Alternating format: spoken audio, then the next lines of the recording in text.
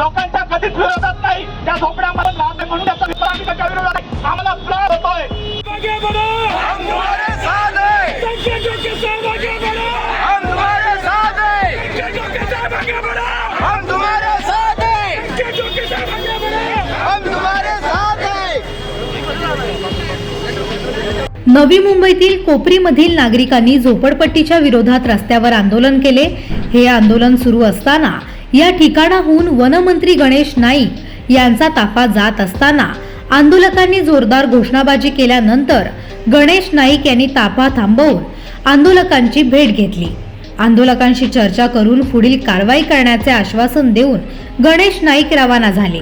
दरम्यान मोकळ्या भूखंडावर वसलेल्या झोपडपट्टीमध्ये मोठ्या प्रमाणात बांगलादेशी नागरिक असून या नागरिकांवर पोलिसांनी कारवाई केल्यावर देखील ते परत येत असल्याने महानगरपालिका आणि सिडकोने या झोपडपट्टीवर कारवाई करावी म्हणून नवी मुंबई सामाजिक संस्थेच्या वतीने रस्त्यावर आंदोलन करण्यात आले.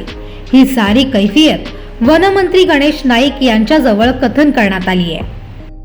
आमच्या भावना तुम्ही लोकांपर्यंत आम्ही तुमच्यापर्यंत पोहोचवलेल्या आहे. आपण फक्त कारवाई करून आणि खरंच आता जर तुम्हाला बघायचं तर या ठिकाणी या झोपडपट्टीमध्ये